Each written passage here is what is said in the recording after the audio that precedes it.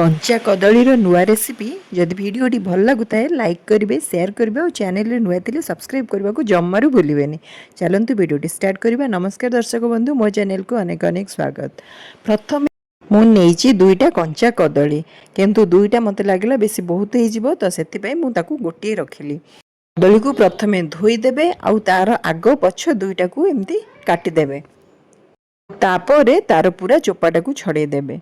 मन रखु यही चिप्सटा ना आपण माने एमती चार्टा बेले जदि खाली खाइबापी चाहूँगी खाईपारे आ बहुत कम टाइम लगुच। आ तार प्रिपेरेसन भी सेमती बेसी किसी हार्ड ना, आपड़ जिते चाहिए हो पार ना। जदि गरम भात सहित किसी गोटे तरकारी करके एटा भी साइड आइटम हिसाब से खाईपारे पखाल सहित तो पूरा एकदम जबरदस्त लगे। तापर आपण कौन करेंगे ना, तार चोपा छड़ेला कदली को जिते छोट छोट कर काटिपारे से भल। एमती ना कि पूरा छोट छोट हो माने मीडियम रु टिके छोट रखिए। यही साइज जमती मुझे आपको भिडियो देखुची से टाइप ही रखिए ताकि खाइबापी भल लगे। एबे ताकू कौन करेंगे ना, हल्दी को सॉरी जदि आप बेसी समय एमती काटिकी रखुच्च ताहले कला पड़ो। ताकू गोटे बाउल रे पानी टिके नहीं से हल्दी पानी रे ये कदली को प्रथम पकईदेवे। बेसी ना आपको 5 ରୁ 7 मिनिट भाया पकईकी रखिदेवे।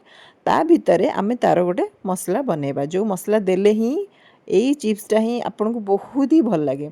तार सेटा होची सिक्रेट।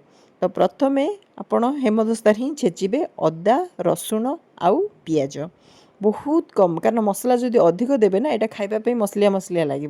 तो से मसलार जस्ट खाली गोटे फ्लेवरटा रही हिसाब से गोटे बाउल नहीं जी से स्वाद अनुसार लुण ने, हल्दी पाउडर आ भजा लंका जीरा गुंड जोटा कि बहुत जरूरी ना। जदि ताहले आपण ए नॉर्मल जीरा पाउडर दे पारिबे। आउ सेथिरे गरम मसला टिके, लाल मिर्च पाउडर, काश्मीर लाल मिर्च पाउडर आउ जितेबाला आपण जो अदा रसुण जो छेचिले ना, से समय जदि आप चाहिए कंचा लंका छेचिकी पकई पारे। आउ जो हल्दी पानी जो भिजेकी रखी कदली को ताकू आम ये पकईदेवा। तापर से छेचाटा पकईबा पियाज अदा रसुणर बाइंडिंग पई आपण बेसन बड़ चामच रे 2 चामच पकईबे। आउ मन रखु राशि भाग टी अधिका रखिए जोटा कि खाइबापी बहुत ही भल लगे।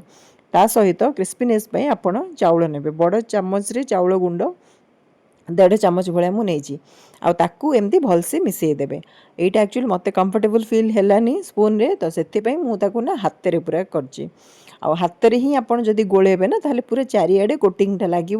आ बिना पानी रे एथिरे जमा पानी देवेनी, कारण कदली रू जिते आम हल्दी पानी रू काढ़िले से जेतिकी पानी लगी सेतिकी आमर एनफ। देखंतु एमती पूरा ड्राई ड्राई हम।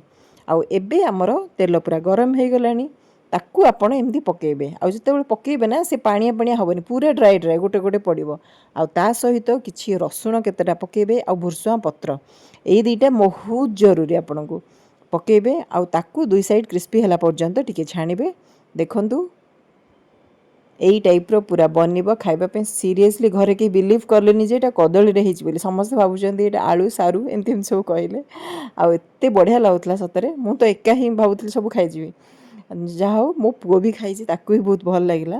आपण ना थरे निहाती ट्राए करूँ, मो कथा मानतु बहुत ही भल लगुला। निहाती ट्राए करूँ। देखा नेक्स्ट वीडियो रे। रहुची नमस्कार, जय जगन्नाथ।